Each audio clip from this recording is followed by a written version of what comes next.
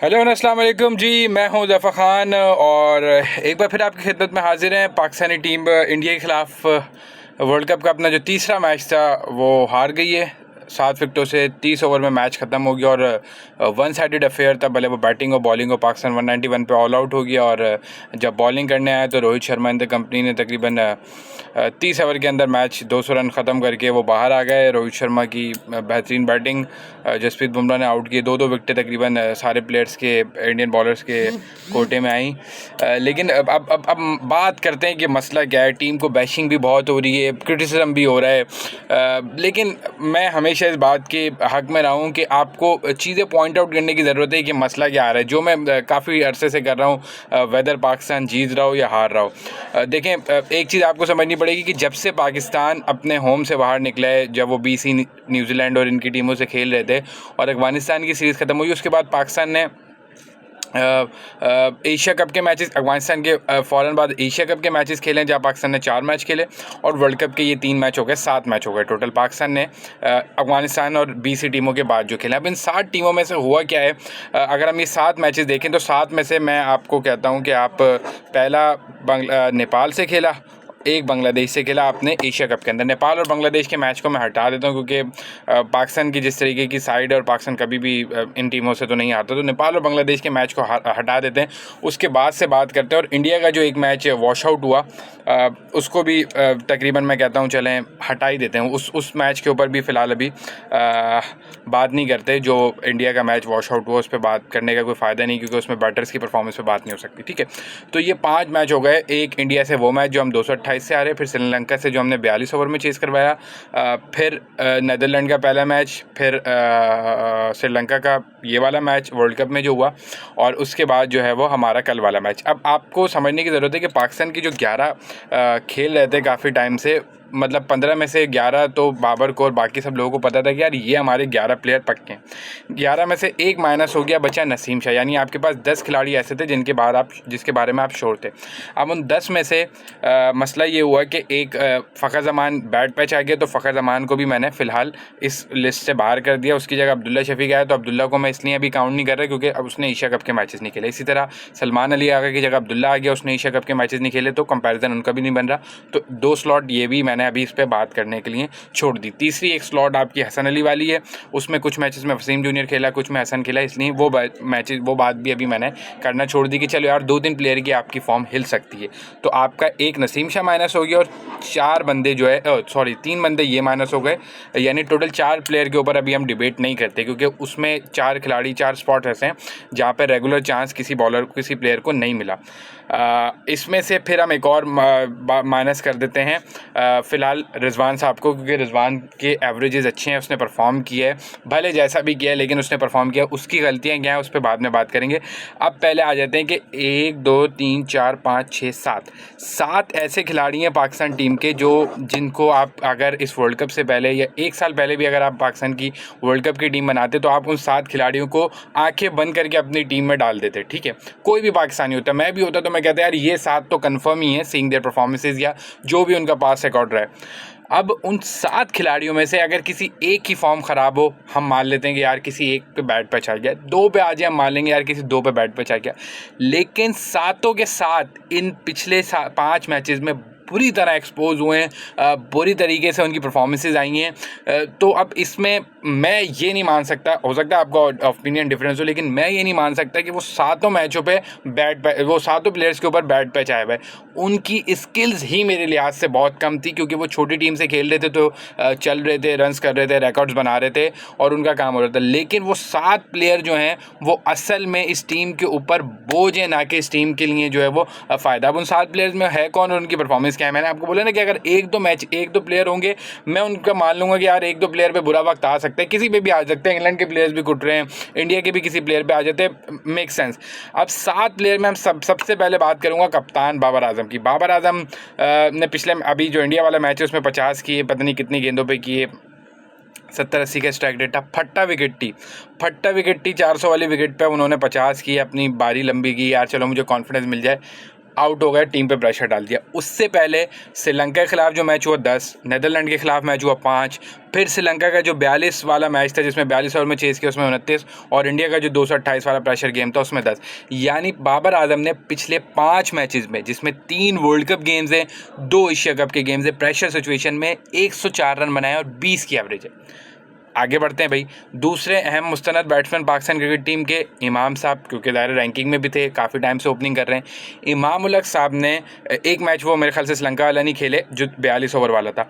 India के खिलाफ कल 36 किए, श्रीलंका के खिलाफ से पहले मैच में 12, नीदरलैंड के खिलाफ 15 और इंडिया का जो 228 वाला मैच था उसमें 9।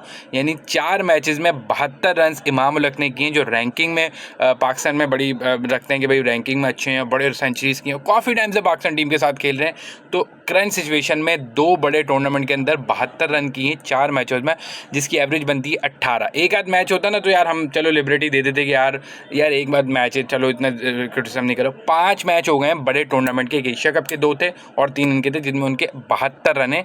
अच्छी बहुत अच्छी टीम है नहीं, इसमें सिर्फ इंडिया एक बड़ी टीम है। श्रीलंका इज़ लाइक अस कि वो कभी भी कैसे ही परफॉर्म कर रहे हैं। इसमें इंग्लैंड नहीं है, न्यूजीलैंड नहीं है, ऑस्ट्रेलिया नहीं है, अफगानिस्तान जो आपको बड़ा ट्रबल करती है इन पिचेस के ऊपर, उसके भी अभी आपने मैच खेलना। ठीक है, तो इमाम का हमने बता दिया 18 का एवरेज, बाबर साहब का 20 का एवरेज।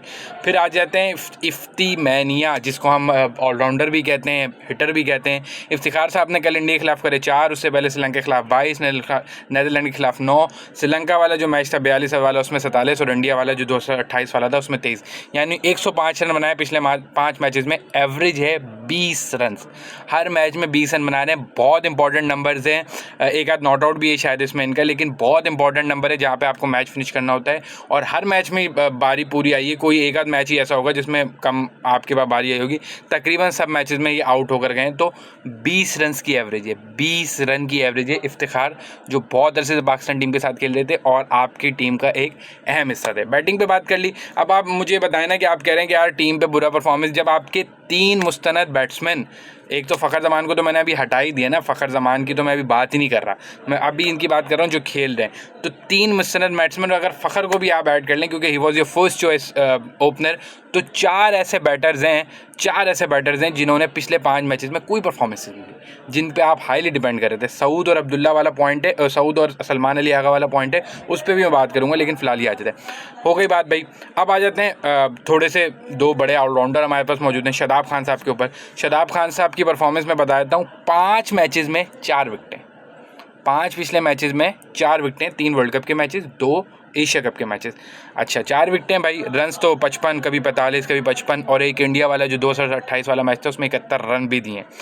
विकेटें तो ले नहीं रहे, कहते हैं भाई उनको बैटिंग का एडवांटेज है, इस वजह से वाइस कप्तान बनाया हुआ है। बैटिंग में बता देता हूँ भाई। पिछला इंडिया का मैच 2 रन, श्रीलंका के खिलाफ बैटिंग नहीं आई। नीदरलैंड के खिलाफ 32 रन, श्रीलंका के खिलाफ 3 रन, और इंडिया का जो 228 वाला मैच था 6 रन। तो ये शादाब खान ऑलराउंडर, वाइस कप्तान, वज़ीर, उनकी ये परफॉर्मेंसेज है, बैटिंग बॉलिंग दोनों। नवाज़ पे आ जाते हैं। मैच विनर कहा जाता है, एक और लाइबिलिटी आपने पाली हुई है।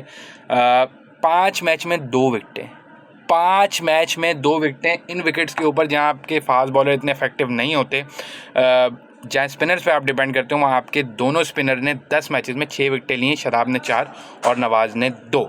बैटिंग भी बात कर लेते हैं नवाज़ की। नवाज़ साहब के 4 रन हैं इंडिया के खिलाफ, श्रीलंका के खिलाफ बैटिंग नहीं आई, फिर वही नीदरलैंड मिल गया, 39 रन बना दिए, श्रीलंका के खिलाफ 12, और इंडिया का जो पिछला मैच था उसके खिलाफ मैं शायद लिखना भूल गया यहाँ पे। बहरहाल तो नवाज़ साहब की भी कोई बड़ी परफॉर्मेंस विद द बैट नहीं है। अब आ जाते हैं शाहीन और हारिस रऊफ़ पे। शाहीन और हारिस रऊफ़ ने भाई विकेटें तोड़ दी नीदरलैंड, जापान और नेपाल, भूटान के आगे।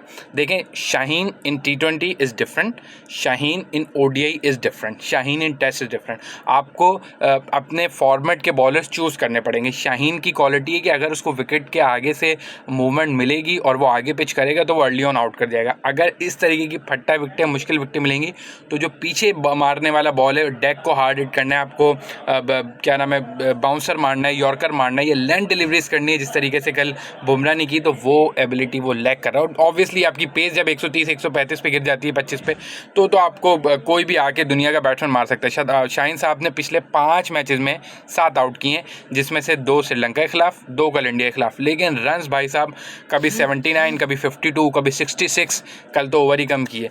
तो ये सूरत हाल है। हारिस रऊफ़ पे आ जाते हैं। पिछले 5 में से 4 मैच उन्होंने खेले हैं, श्रीलंका वाला मैच नहीं खेले थे वो, उसमें हारिस रऊफ ने 3 और 2 5 आउट किए हैं। 4 मैच में 5 आउट है। मज़े की बात है, इंडिया के दोनों मैचेस में, दोनों बड़े मैचेस में हारिस रऊफ 1 आउट भी नहीं कर सके। श्रीलंका के खिलाफ 2 विकेटें और नेपाल के खिलाफ 3 विकेटें, यानी इंडिया के खिलाफ कोई विकेट नहीं है 2 मैचेस के अंदर, और पिछले 5 मैचेस में सिर्फ और सिर्फ 5 विकेटें। ये 7 प्लेयर हैं पाकिस्तान के जिनको आप समझते थे कि आपकी बैकबोन है, उनकी परफॉर्मेंस मैंने आपके सामने खोल के रख दी है खुले अल्फाजों में। आप अगर ये अफगानिस्तान और बांग्लादेश के खिलाफ या किसी और टीम के खिलाफ कोई बहुत बड़ी परफॉर्मेंस देके आपको बताएं ना, तो ये स्टैट्स आपके सामने, कोई रॉकेट साइंस नहीं है, कोई नई चीज़ नहीं हो रही कि पाकिस्तान क्यों हार रहा है। ये परफॉर्मेंस है जब आपके 11 में से 7 परमानेंट प्लेइंग मेंबर की ये परफॉर्मेंस होगी। कोई एक भी ऐसा नहीं है, अब मैं रिजवान पे ही बात कर लूँगा, कोई एक भी ऐसा नहीं है जो आपको लग रहा हो कि यार किसी ने, यार एक आध की फॉर्म आउट हो सकती है ना। 7 के 7 प्लेयर आपके जो है वो बैडली एक्सपोज हो गए, सिर्फ इस वजह से कि आप BC टीम्स के खिलाफ खेल रहे थे, आप प्लानिंग नहीं कर रहे थे, आप नेपाल के खिलाफ खेल रहे थे। It was on the card and it will happen in the future as well, जो आपके आने वाले मैचेस हैं। तो भाई गुमराह नहीं हो, स्टैट्स से गुमराह नहीं हो, परफॉर्मेंस देखें, इम्पैक्ट देखें, कहाँ रन किए हैं। अब आप लोग बोलेंगे यार शाहीन ने 5 में 7 आउट कर दिए, और भाई 5 में 7 आउट तो किए हैं, लेकिन उससे इम्पैक्ट क्या था मैच के अंदर जाके देख लें। अब 2 पे 36 है शाहीन के ओवर्स, आई डोंट नो 4-5 कितने की शाहीन ने कल, उसमें इम्पैक्ट क्या था। शाहीन की 2 विकेटों का कोई इम्पैक्ट नहीं था, क्योंकि वो बहुत आसानी से इंडिया जीत गया। तो स्टैट्स पे नहीं जाए, मैं एक बार हमेशा बोलता हूँ, इट्स स्टैट्स आर मिसलीडिंग। वो आपको बताएंगे कि बाबर आजम ने 220 में से 18 ODI जीते हैं, वाह वाह वाह वाह, बहुत अच्छा रिकॉर्ड है भाई, 90% का रिकॉर्ड है भाई। उन 18 ODI में आपने बड़ी टीमों से कितना खेला है, दैट्स द क्वेश्चन। ठीक है, इस टीम में सिर्फ एक ऐसा प्लेयर है मोहम्मद रिजवान, जिसकी एवरेज इस वक्त बहुत अच्छी चल रही है, 131, 86, 82 ये रन्स किए हैं, और रन्स आर रन्स जहाँ भी परफॉर्म करते हैं। लेकिन रिजवान का एक मसला है कि Rizwan took too much time on the crease, और जिसकी वजह से रिजवान पूरी बैटिंग लाइनअप के ऊपर प्रेशर डालते हैं। कल जो बाबर और रिजवान ने किया इस क्रिकेट के अंदर कि आप रन बॉल खेलते हो या यूजुअली आप बॉल ज़्यादा लेते हो। कल के मैच में रिजवान साहब की 42 डॉट बॉल्स थी, आई गेस 62 बॉल को इन्होंने फेस किए, 42 गेंदें डॉट कर गए। वो 42 गेंदों का मतलब है तकरीबन 7 ओवर डॉट। तो इस तरह की रिजवान का एवरेज तो अच्छा जा रहा है, वो एवरेज तो अपना मेंटेन करके रखते हैं, लेकिन जिस तरीके की वो बैटिंग करते हैं उससे पूरी बैटिंग लाइन पर प्रेशर आते हैं। तो 7 और 8 एक ये हो गए, 8 प्लेयर आपकी टीम के इस वक्त आपकी टीम में फिट नहीं हो रहे। तो आप समझते हैं कि वर्ल्ड कप के फाइनल के सेमीफाइनल तक क्या ये किसी बड़ी टीम के खिलाफ मैच जीत सकती है? आई डोंट थिंक सो कि it will going to happen. लेकिन मैंने क्योंकि वीडियो बहुत बड़ी हो गई है, सारे आपके सामने सिंपल रख दिए। कोई एक भी अगर अपने आप को समझता है कि यार वो बेहतर क्रिकेट समझने वाला है, वो इस पर डिबेट कर सकता है मुझसे। I am open about it. आप आएँ, नीचे कमेंट करें, मेरी आईडी पे करें या इस प्लेटफॉर्म पे करें, कमेंट करें, आएँ डिबेट करते हैं। मुझे आप गलत साबित कर दें कि यार ये आप इन प्लेयर्स के बारे में गलत कह रहे हैं, तो मैं मान जाऊँगा। बाबर आजम को मैं कहता हूँ अच्छे प्लेयर होंगे, मैं आपसे मना नहीं कर रहा कि बाबर आजम अच्छे प्लेयर नहीं, लेकिन अच्छा प्लेयर जब ही बनता है जब आप बड़े मैचेस में परफॉर्म करते हो। सिंपल। बाबर आजम ने अपनी लाइफ की एक इनिंग अच्छी खेली है ओडीआई की, वो था 2019 न्यूजीलैंड वाला वर्ल्ड कप, न्यूजीलैंड के खिलाफ मैच, एजबेस्टन था इंग्लैंड में, पता नहीं कौन सा था वो। उसके अलावा जब से उन्होंने कप्तानी ली, ही इज़ अंडर प्रेशर, जो उनके ऊपर नज़र भी आता है। तो मैं सिर्फ ये सजेस्ट करूँगा कि भाई परफॉर्म करेंगे, आपकी वाह होगी, परफॉर्म नहीं करेंगे, यही होता रहेगा। तो इसको पढ़ें, सुनें, देखें। अगर आपको लगता है कि मैं गलत हूँ तो आ जाएँ, कमेंट में बात करते हैं। Thank you.